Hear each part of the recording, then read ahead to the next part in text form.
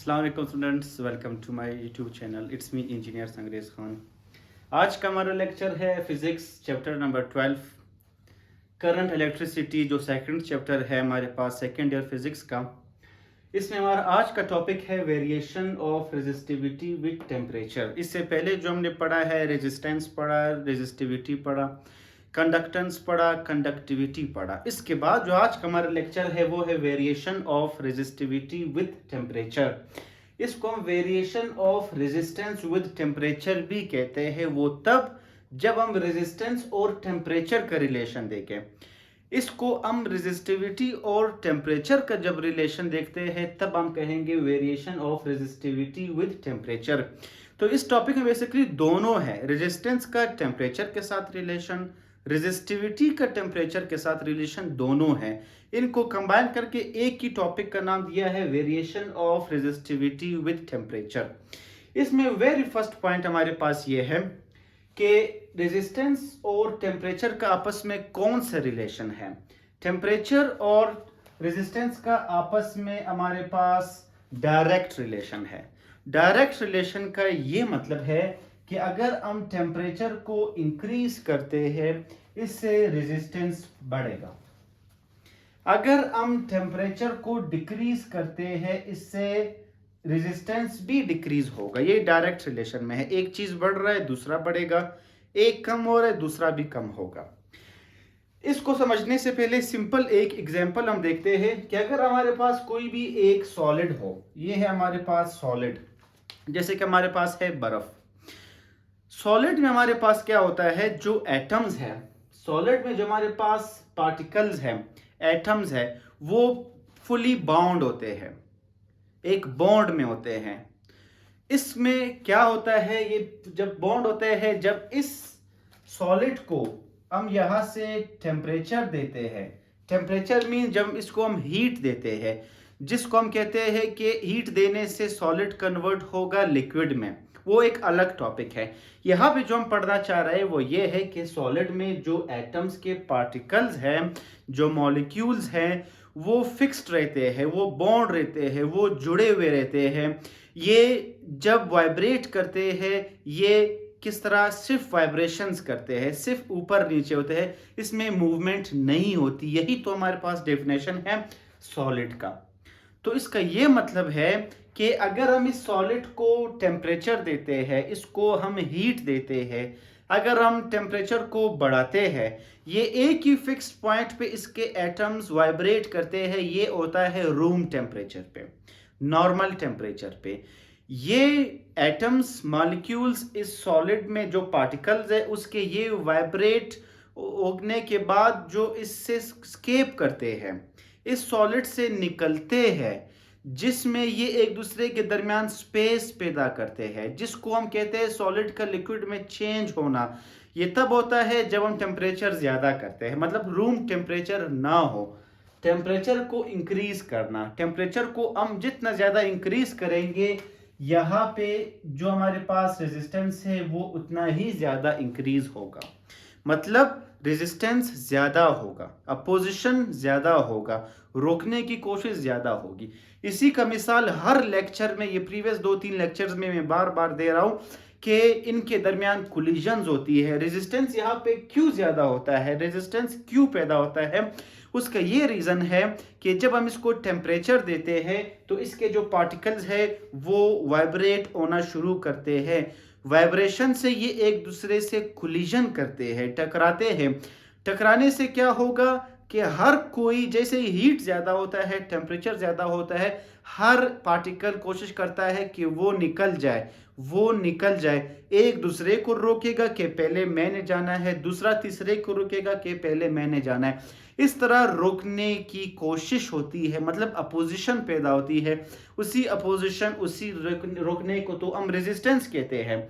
इसी सॉलिड का एग्जांपल आप ये रूम समझ ले, जो ये एग्जांपल मैं प्रीवियस टॉपिक्स में शेयर कर चुका हूँ कि अगर ये रूम हो, ये बंदों से फुल हो, ज़्यादा लोग हो, और एकदम कोई कहे कि यहाँ पर कोई ब्लास्ट होने वाला है, तो दरवाज़ा तो एक है, तो हर कोई कोशिश करेगा कि मैं बाहर निकलूँ।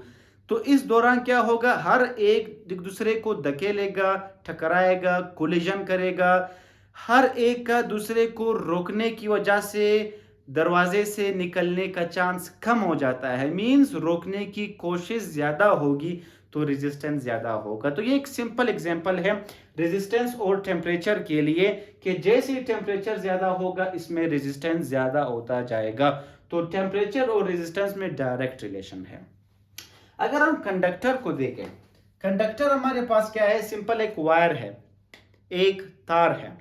इस वायर में हम ये रिलेशन रेजिस्टिविटी के टॉपिक में पढ़ चुके हैं कि जो हमारे पास कंडक्टर है वायर, इसमें जो रेजिस्टेंस है ये किस चीज पे डिपेंड करता है, ये हम कर चुके हैं। ये एक तो लेंथ ऑफ कंडक्टर पे डिपेंड करता है कि लेंथ का कंडक्टर का लेंथ कितना है। दूसरा हमने पढ़ा है कि ये जो है कंडक्टर के एरिया पे डिपेंड करता है, जिसको हमने नाम दिया था क्रॉस सेक्शनल एरिया, जिसको हमने कहा था थिकनेस डायमीटर के ये कंडक्टर कितना थिक है, कितना मोटा है। और हमने ये भी पढ़ा था कि रेजिस्टेंस का एरिया के साथ इनवर्स रिलेशन है। इनवर्स मींस कि जो कंडक्टर है वो जितना मोटा होगा, एरिया उसकी जितनी ज्यादा होगी, रेजिस्टेंस कम से कम होगा। लेंथ के साथ हमने इसका रिलेशन देखा था कि लेंथ के साथ आर का रेजिस्टेंस का डायरेक्ट रिलेशन है कि कंडक्टर का लेंथ जितना ज्यादा होगा रेजिस्टेंस उतना ज्यादा होगा, लेंथ जितना कम होगा कंडक्टर का रेजिस्टेंस उतना ही कम होगा। तो ये सारे रिलेशंस हम पढ़ चुके हैं। आज जो न्यू रिलेशन है वो है टेम्परेचर का, कि अगर कोई कंडक्टर हो, कंडक्टर में भी तो पार्टिकल्स और एटम्स होते हैं अपने कंडक्टर्स के, कि अगर हम कोई सॉलिड ले ले, इन सब में जो रेजिस्टेंस और टेम्परेचर का रिलेशन है वो डायरेक्ट रिलेशन है। कंडक्टर में भी इसी तरह है कि जो कंडक्टर के जो पार्टिकल्स है, जो एटम्स है इस वायर के, अपने जो एटम्स है पार्टिकल्स है, इसमें भी इसी तरह है। जैसे ही हम इस कंडक्टर को टेम्परेचर देते हैं, टेम्परेचर से मतलब जैसे ही इस कंडक्टर इस वायर से करंट पास होता है, करंट मींस इससे जैसे ही इलेक्ट्रॉन्स पास होते हैं तो ये कंडक्टर गर्म हो जाता है। गर्म मींस टेम्परेचर इसका इंक्रीज होता है।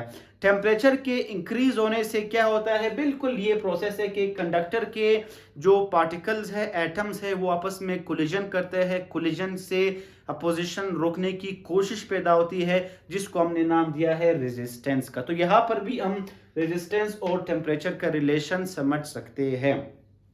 अब इस रेजिस्टेंस और टेम्परेचर का जो रिलेशन है, जो हम रेजिस्टिविटी में देख रहे हैं, वो ये है, इसका फर्स्ट स्टेप हमारे पास ये है कि जो रेजिस्टेंस में चेंज आएगा, चाहे आप ये एग्जांपल लो या ये लो, जो रेजिस्टेंस में चेंज आ रहा है, चेंज इन रेजिस्टेंस, ये किस चीज पे डिपेंड करता है, ये डिपेंड करता है कि स्टार्ट में ओरिजिनल और राइज, शुरू में जो टेम्परेचर है वो क्या है। शुरू मींस हम जीरो से स्टार्ट लेते हैं कि स्टार्ट में टेम्परेचर क्या है, उसको हम यहां पे नाम देते हैं इनिशियल रेजिस्टेंस।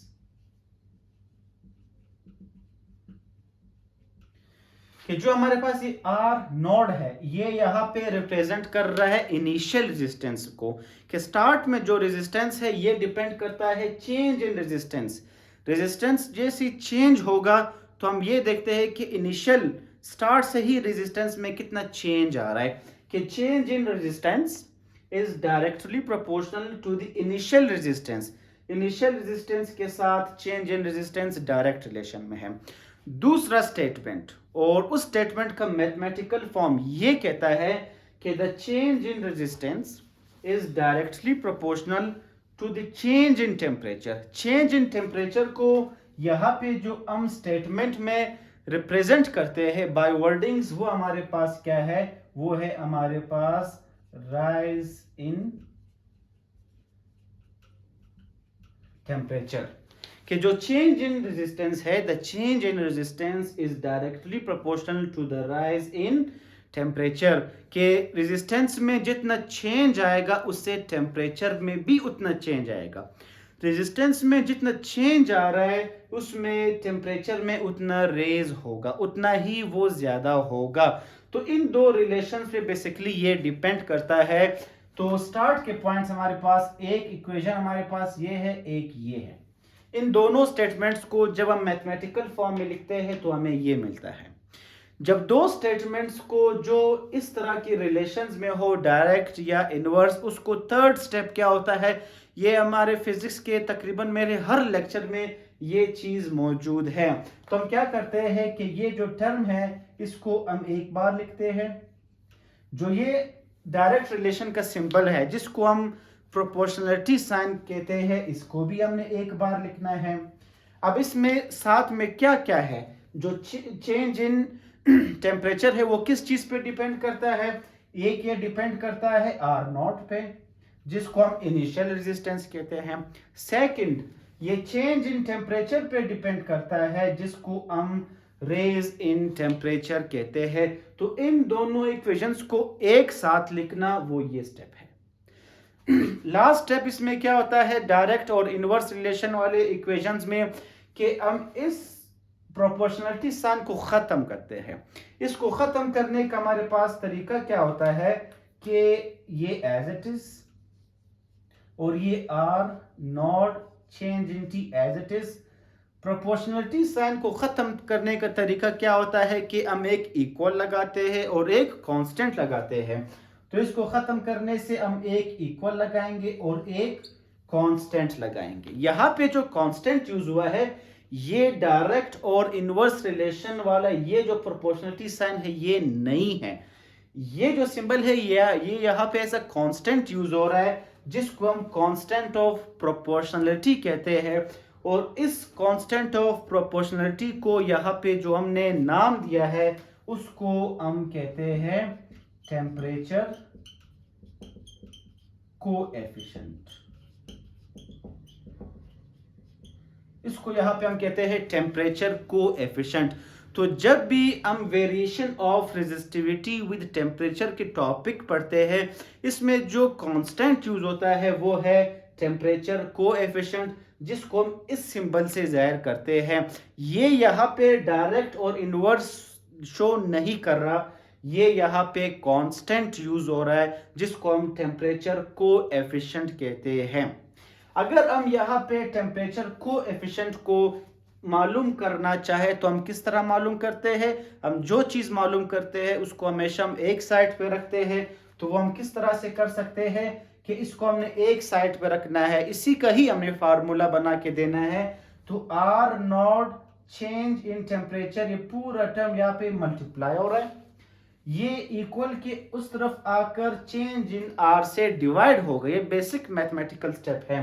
तो हमारे पास क्या बन जाता है, जो टेम्परेचर कोएफिशिएंट है ये हमारे पास बन जाता है change in resistance divided by R naught change in temperature multiply हो रहा है, इक्वल के इस तरफ आके ये क्या हो जाएगा, ये डिवाइड में आ जाएगा।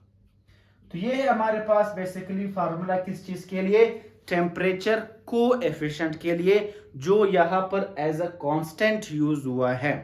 अब change in R by R naught change in T को जब मजीद लिखते हैं, चेंज इन रेजिस्टेंस का मतलब क्या है ये मैं बता चुका हूं स्टार्ट में कि चेंज इन रेजिस्टेंस का मतलब है R T minus R naught. जब भी हम चेंज इन रेजिस्टेंस को ओपन करते हैं तो हमने उसकी जगह ये लिखना है। इसका मतलब क्या है कि जब हम रेजिस्टेंस को चेंज करते हैं तो इसमें चेंज किस चीज में आ रहा है कि start initial point, initial resistance R not आप समझ लें, आर जीरो आप समझ लें कि जीरो से स्टार्ट होगा, किसी खास टेम्परेचर तक जाएगा। क्यों? क्योंकि रेजिस्टेंस का टेम्परेचर के साथ डायरेक्ट रिलेशन है कि जब रेजिस्टेंस में चेंज आए तो वो इनिशियल पॉइंट से, इनिशियल रेजिस्टेंस से, जीरो रेजिस्टेंस से या जीरो टेम्परेचर से, रेजिस्टेंस के चेंज होने से टेम्परेचर जीरो से किसी खास टेम्परेचर तक चेंज होगा, इंक्रीज होगा। तो चेंज इन रेजिस्टेंस को हम लिखते हैं R T minus R naught. अगर इसको आप इस साइड से समझ ले तो हम क्या कहते हैं कि जब भी रेजिस्टेंस में चेंज आता है उससे टेम्परेचर में क्या चेंज आएगा कि वो जीरो से किसी खास टेम्परेचर तक चेंज होगा रेजिस्टेंस। सेकंड पॉइंट, जब हम चेंज इन टेम्परेचर को ओपन करना चाहे मैथमेटिकल फॉर्म में तो चेंज इन टेम्परेचर को हम क्या लिखते हैं, T minus zero. T minus 0 का ये मतलब है कि जब भी टेम्परेचर में चेंज आता है वो चेंज क्या होगा, स्टार्ट से लेकर किसी खास पॉइंट तक टेम्परेचर चेंज होगा। स्टार्ट मींस 0 डिग्री सेंटीग्रेड से, 0 डिग्री फ़ारेनहाइट से, 0 डिग्री केल्विन से किसी खास टेम्परेचर तक चेंज होगा। तो यहाँ पर हम कहते हैं कि चेंज इन टेम्परेचर जब भी आएगा उसका मतलब है कि 0 डिग्री से लेकर किसी खास टेम्परेचर तक उसमें चेंज आना है। तो इस चेंज इन आर और चेंज इन टी को हम बेसिकली इस तरह लिखते हैं। ये हम नेक्स्ट स्टेप में करेंगे। यहाँ पे जो टेम्परेचर कोएफिशिएंट हमने मालूम किया है वो तो हमारे पास फार्मूला आ चुका है। इसमें एक और पॉइंट ये है कि इसका यूनिट क्या होगा। इसका जो यूनिट है वो हम किस तरह मालूम करते हैं। फर्स्ट स्टेप, आपको अगर यूनिट जुबानी नहीं आता आप उसको बाय फार्मूला मालूम कर सकते हैं। वो हमारे पास क्या है, अब देख ले, रेजिस्टेंस। रेजिस्टेंस को हम लिखते हैं ओहम से। ये भी रेजिस्टेंस है, इसको भी हम लिखते हैं ओहम से।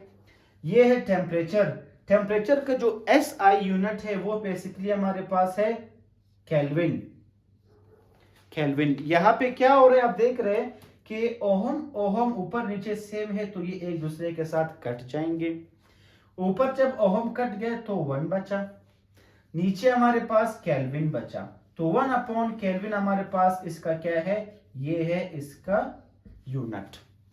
ये भी लिख सकते हैं, या अक्सर हम क्या लिखते हैं कि के को आप ऊपर ले जाओ, एक ही लाइन में लिख लो। जब के को आप ऊपर ले जाएंगे तो इसको हम क्या लिखते हैं, के पावर -1, जिसको हम कहते हैं पर केल्विन। तो टेम्परेचर कोएफिशिएंट का जो यूनिट है वो है पर केल्विन, इसका यूनिट है। अब इस फॉर्मूले को टेम्परेचर कोएफिशिएंट ऑफ रेजिस्टिविटी इसको हम कहते हैं, इस टेम्परेचर कोएफिशिएंट को जब हम ओपन करना चाहे तो देख ले, चेंज इन रेजिस्टेंस की जगह हमने लिखा R T minus R naught. बिल्कुल चेंज इन रेजिस्टेंस की जगह हमने ये लिखना है। जो चेंज इन टेम्परेचर है उसकी जगह हमने टी माइनस 0 लिखना है। तो इसकी जगह मैंने क्या लिखना है, टी माइनस 0। लेकिन 0 टी माइनस 0 अगर हम करते हैं तो सिर्फ टी बचता है, इसलिए इसको हम डायरेक्ट क्या लिखते हैं, टी लिखते हैं। ये हमारे पास टेम्परेचर कोएफिशिएंट या टेम्परेचर कोएफिशिएंट ऑफ रेजिस्टिविटी। अब इस स्टेप के बाद जो लास्ट स्टेप है वो ये है कि जो टेम्परेचर कोएफिशिएंट है उसको हम इन टर्म्स ऑफ रेजिस्टिविटी किस तरह लिखते हैं।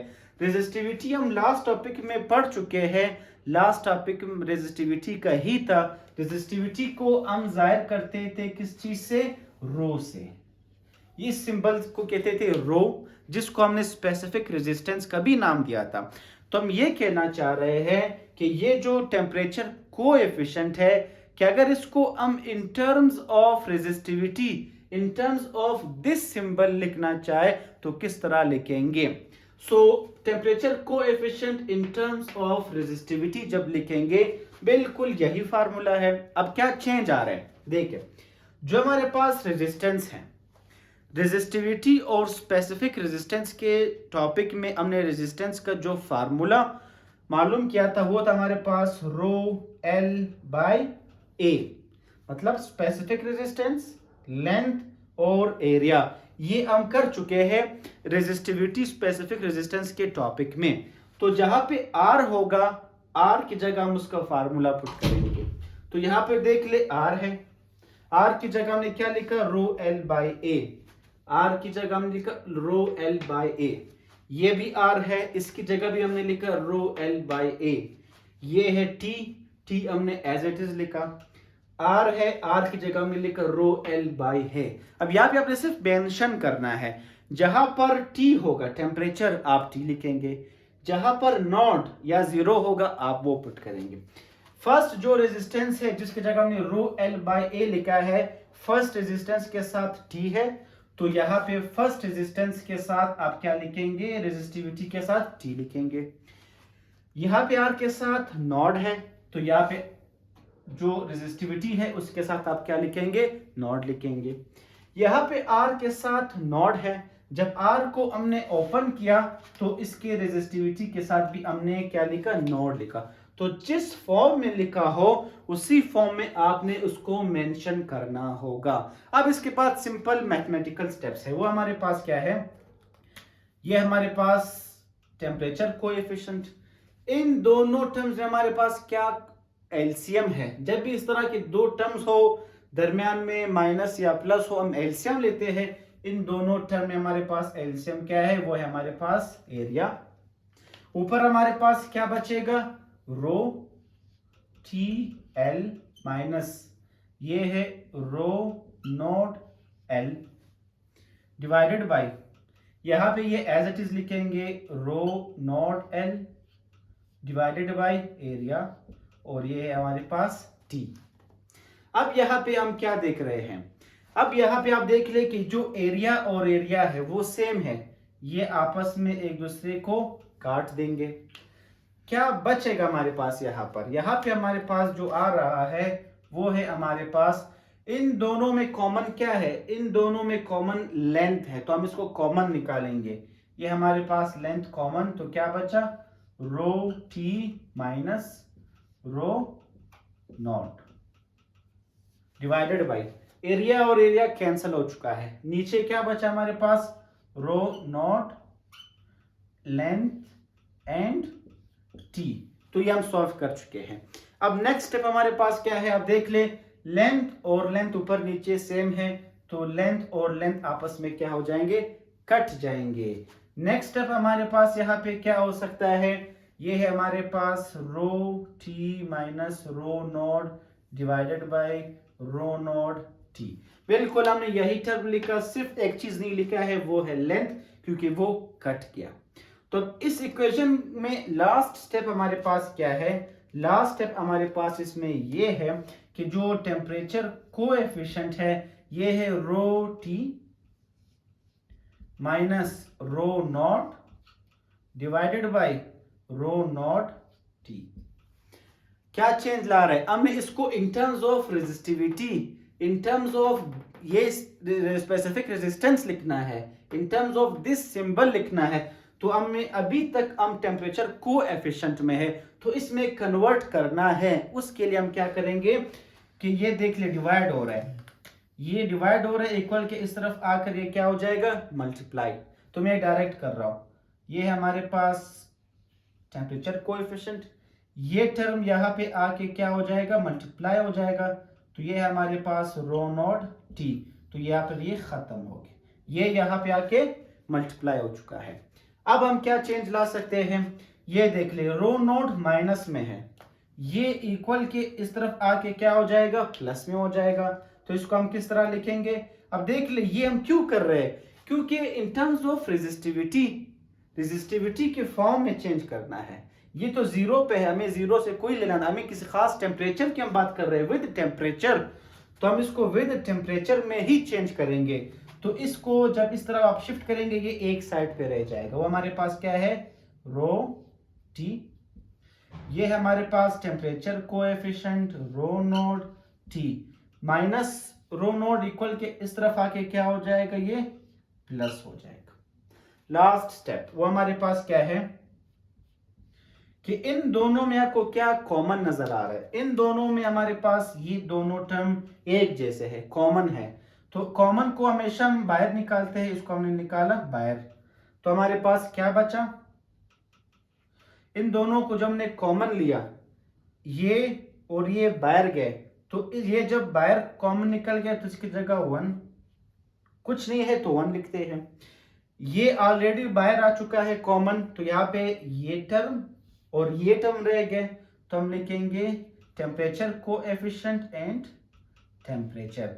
ये है हमारे पास फार्मूला कि इसको हमने किस फॉर्म में लिखना है, इसको हमने इन टर्म्स ऑफ रेजिस्टिविटी लिखना है। तो इसको जब इन टर्म्स ऑफ रेजिस्टिविटी लिखेंगे, rho T is equal to, इसको हमने सॉल्व किया, हमें ये मिला, तो हम यही चीज लिखते हैं, ये है हमारे पास 1 प्लस, ये है हमारे पास लास्ट पॉइंट कि हम टेम्परेचर कोएफिशिएंट को इन टर्म्स ऑफ रेजिस्टिविटी किस तरह लिखेंगे, ये स्टेप्स है हमारे पास। इसको इन टर्म्स ऑफ रेजिस्टिविटी लिखना। तो ये था हमारे पास variation of resistivity with temperature, कि टेम्परेचर का रेजिस्टिविटी के साथ क्या वेरिएशंस है। इसको हमने स्टार्ट लिया रेजिस्टेंस और टेम्परेचर से, करते करते करते हमें एंड में क्या मिला, रेजिस्टिविटी मिला। अब यहाँ पे बिल्कुल लास्ट पॉइंट हमारे पास ये है कि जो हमारे पास टेम्परेचर कोएफिशिएंट है, इसमें दो पॉइंट्स है। एक पॉइंट ये है कि जो टेम्परेचर कोएफिशिएंट है ये अगर पॉजिटिव हो तो क्या होगा, ये अगर नेगेटिव हो तो क्या होगा। टेम्परेचर कोएफिशिएंट जब पॉजिटिव हो उसका ये मतलब है कि टेम्परेचर जब भी इंक्रीज होगा उसके साथ रेजिस्टेंस भी क्या होगा, इंक्रीज होगा। इंक्रीजिंग टेम्परेचर से resistance of a material will also increase. इस केस में हम टेम्परेचर कोएफिशिएंट को पॉजिटिव लेते हैं। इसी डेफिनेशन को हम कहते हैं positive temperature coefficient, PTC. Temperature coefficient कब नेगेटिव होगा, वो तब नेगेटिव होगा कि जब हम टेम्परेचर को इंक्रीज करते हैं लेकिन रेजिस्टेंस इंक्रीज ना हो, उसके बजाय वो क्या हो, वो डिक्रीज हो जाए। With increasing temperature the resistance of a material decreases. इस केस में हम को टेम्परेचर कोएफिशिएंट को नेगेटिव लेते हैं और इसी लाइन के डेफिनेशन को जो अभी मैंने कहा इसको हम कहते हैं एनटीसी, नेगेटिव टेम्परेचर कोएफिशिएंट। तो ये था हमारा आज का topic, variation of resistivity with temperature. So next lecture में मिलते हैं, तब तक के लिए अल्लाह हाफिज।